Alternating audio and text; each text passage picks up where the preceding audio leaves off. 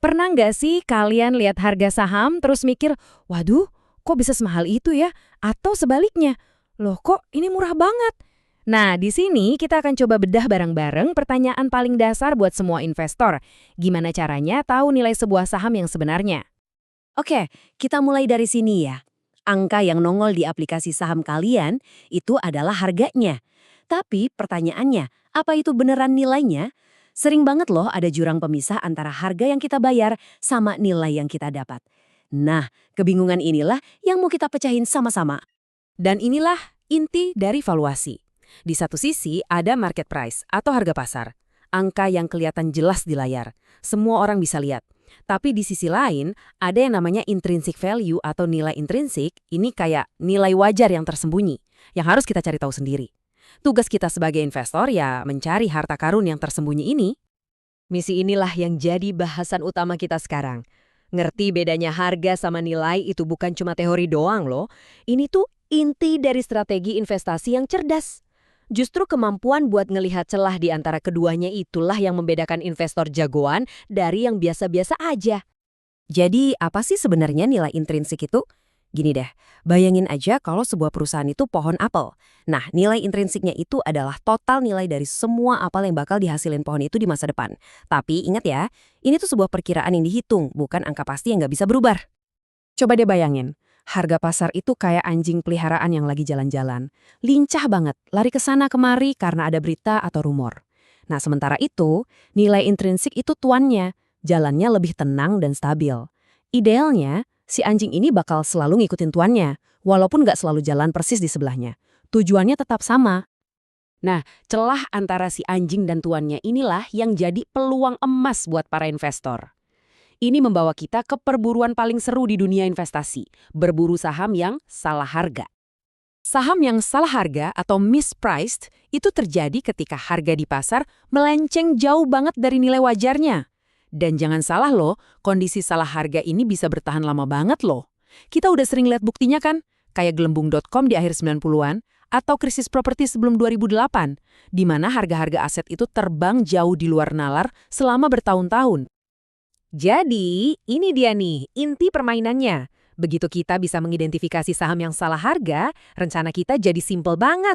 Kalau harga pasarnya di bawah nilai intrinsik, artinya saham itu undervalued alias kemurahan.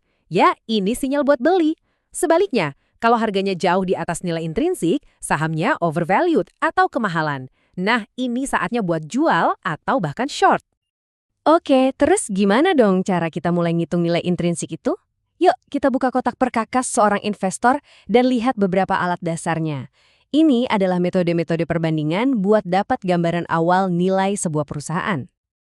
Ada 3 alat utama yang bakal kita bedah nih. Masing-masing ngasih kita sudut pandang yang beda buat ngejawab pertanyaan, berapa sih nilai perusahaan ini? Kita mulai dari nilai buku, lanjut ke nilai likuidasi, dan yang terakhir, biaya penggantian. Pertama, nilai buku. Wah, ini cara paling gampang, tinggal intip aja laporan keuangan perusahaan. Tapi ada tapinya. Nilai ini tuh sangat bergantung sama aturan-aturan akuntansi yang kadang bisa aneh, kayak cara ngitung penyusutan aset. Jadi, angkanya bisa jadi nggak mencerminkan nilai ekonomi yang sebenarnya. Berikutnya, ada yang namanya nilai likuidasi. Kutipan ini ngegabarin idenya dengan pas banget. Coba bayangin perusahaannya dibubarin hari ini juga. Terus semua asetnya, gedung, mesin, stok barang, dijual semua. Nah, uang yang sisa setelah bayar semua utang, itulah nilai likuidasinya. Banyak investor nganggep ini sebagai harga dasar dari sebuah saham. Terakhir, ada biaya penggantian. Coba deh kita pikir, kira-kira butuh biaya berapa ya buat ngebangun perusahaan yang persis sama dari nol. Tapi metode ini punya satu tantangan gede. Gimana coba cara kita menilai hal-hal kayak reputasi merek, keahlian karyawan, atau resep rahasia? Aset-aset tak berwujud ini kan berharga banget, tapi susah banget buat diangkain. Oke, alat-alat tadi itu bagus buat dapat gambaran kasar. Tapi sekarang kita keluarin alat beratnya nih. Ini salah satu metode favorit para profesional di Wall Street, model diskon dividen. Konsepnya tuh sebenarnya kuat banget tapi simpel. Perusahaan itu kan ada buat menghasilkan duit buat para pemiliknya ya kan? Dan duit itu dibagikan lewat dividen. Jadi nilai sebuah perusahaan hari ini ya pada dasarnya adalah total semua dividen yang bakal dia bayar di masa depan. Simpelnya gini, uang Rp1.000 yang bakal kamu terima tahun depan, nilainya hari ini pasti lebih kecil kan? Nah, itulah prinsipnya. Model ini juga fleksibel, ada beberapa settingannya. Buat perusahaan yang super stabil kayak perusahaan listrik, kita bisa anggap dividennya bakal gitu-gitu aja tanpa pertumbuhan. Buat perusahaan raksasa yang udah mapan, kita pakai model pertumbuhan konstan. Nah, buat perusahaan teknologi yang lagi ngebut pertumbuhannya, kita butuh model multitahap yang lebih rumit. Nah, ini dia nih rahasia dapurnya. Model multitahap ini disukain banget sama para analis soalnya fleksibel banget. Cuma dengan ngubah sedikit asumsi pertumbuhan, misalnya dari 5% jadi 6% di tahun kelima, seorang analis bisa dengan gampang mencocokkan hasil hitungannya dengan harga target yang dia mau.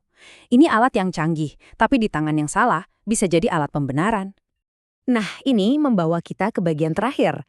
Dan mungkin yang paling penting. Oke, kita punya semua model matematika yang keren dan rapi ini, tapi dunia nyata itu jauh lebih berantakan. Jadi kenapa pada akhirnya valuasi itu lebih kayak seni daripada ilmu pasti? Jawabannya, karena model nggak bisa memprediksi segalanya. Model nggak bisa ngitung kemungkinan manajemennya tiba-tiba bikin keputusan ngawur. Model juga nggak bisa ngeramal kejadian angsa hitam yang bisa ngubah dunia dalam semalam. Dan model seringkali gagal ngelihat betapa parahnya kerusakan akibat resesi ekonomi buat perusahaan yang nggak siap. Jadi sebagai penutup, coba deh kita renungkan pertanyaan ini. Kalau semua alat hitung kita pada dasarnya punya kelemahan dan pasar seringkali nggak rasional, apakah itu artinya investasi yang sukses pada akhirnya bukan soal siapa yang punya spreadsheet paling canggih? Mungkin ini lebih soal penilaian yang bijak, intuisi, dan seni menavigasi dunia yang penuh ketidakpastian. Mungkin ya, investor terbaik itu adalah seorang seniman, bukan cuma seorang ilmuwan.